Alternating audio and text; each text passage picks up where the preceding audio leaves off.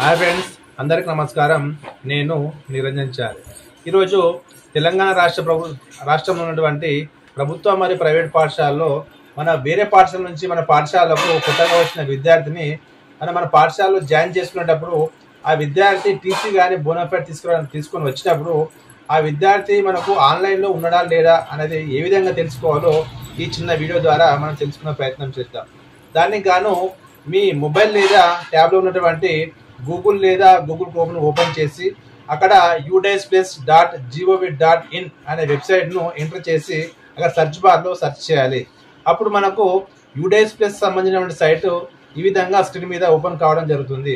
అదే మొట్టమొదటిసారిగా ఏదైతే స్క్రీన్ మీద ఉంటుందో udaysplace స్టూడెంట్ లాగిన్ ఏదైతే ఉంటుందో దానికి సంబంధించిన దాన్ని మనము అక్కడ క్లిక్ చేయాలి, స్టూడెంట్ మాడ్యూల్ను.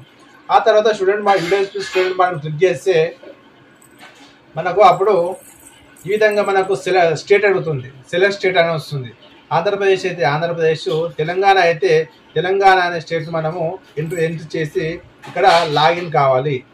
స్క్రీన్ మీద ఈ విధంగా రావడం జరుగుతుంది. మనకు యూజర్ ఐడి ప్లస్ పాస్వర్డ్ అదేవిధంగా క్యాప్చర్ ఎంటర్ చేయడం అడుగుతుంది. యూజర్ నేమ్ ప్లేస్లో మన పాఠశాల యొక్క డైస్ కోడ్ను, ఈ పాస్వర్డ్ అనే ప్లేస్లో మీ పాఠశాల యొక్క udaysplace సంబంధించిన పాస్వర్డ్ ఎంటర్ చేసి ఇక్కడ ఉన్నటువంటి క్యాప్చర్ను ఎంటర్ చేసి మనం ఇక్కడ లాగిన్ బటన్ మీద క్లిక్ చేయాలి. క్లిక్ చేస్తే మనకు అప్పుడు స్క్రీన్ మీద ఈ విధంగా రావడం జరుగుతుంది. 2024-25 అదేవిధంగా 2023-24 సంబంధించిన 2 ట్యాబ్స్ కూడా ఓపెన్ కావడం జరుగుతుంది.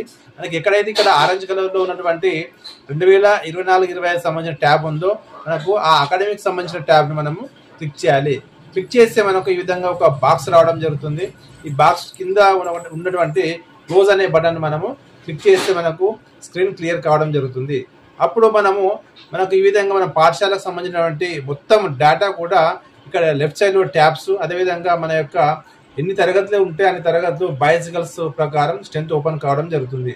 అప్పుడు మనకు మన స్టూడెంట్ను సెర్చ్ చేయాలి కాబట్టి ఇక్కడ లెఫ్ట్ సైడ్లో కింది ట్యాబ్ ఏదైతే ఉంటుందో సెర్చ్ స్టూడెంట్ అనే ఆప్షన్ ఉంది కాబట్టి ఈ సెర్చ్ స్టూడెంట్ అనే ఆప్షన్ మనము క్లిక్ చేయాలి. క్లిక్ చేస్తే మనకు స్క్రీన్ మీద ఈ విధంగా రావడం జరుగుతుంది. అప్పుడు మనకు సెర్చ్ స్టూడెంట్స్ అనే ఒక వెబ్ పేజ్ ఓపెన్ కావడం జరుగుతుంది. అక్కడ మనకు స్టూడెంట్ నేమ్ అని అడగడం జరిగింది. మనకు ఆ విద్యార్థి బోనాఫైడ్ లేదా టీసీ తీసుకొని వచ్చినప్పుడు లేదా ఆధార్ కార్డు తీసుకొని వచ్చినప్పుడు అందులో ఉన్న ప్రకారం మనం ఇక్కడ విద్యార్థి యొక్క పేరును మనము టైప్ చేయాలి. అదేవిధంగా స్టూడెంట్ యొక్క డేట్ ఆఫ్ బర్త్ అడిగింది.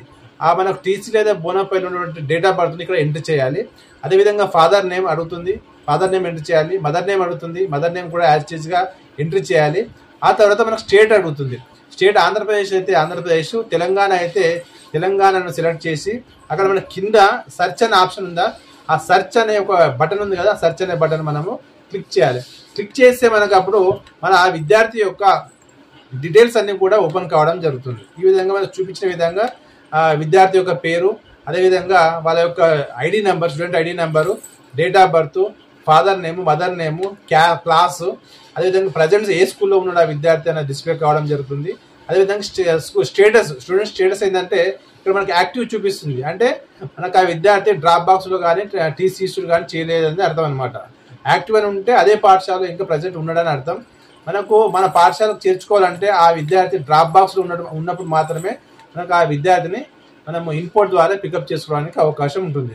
కాబట్టి ఈ విధంగా మనకు టోటల్గా విద్యార్థిని ఏ పాఠశాలలో ఉన్నారు అనేది సెర్చ్ చేయడానికి ఈ ఆప్షన్ ద్వారా సెర్చ్ చేయవచ్చు. ఈ వీడియో నచ్చినా లైక్ చేయండి, సబ్స్క్రైబ్ చేయండి, షేర్ చేయండి. Thank you friends, thank you అని అంటారు.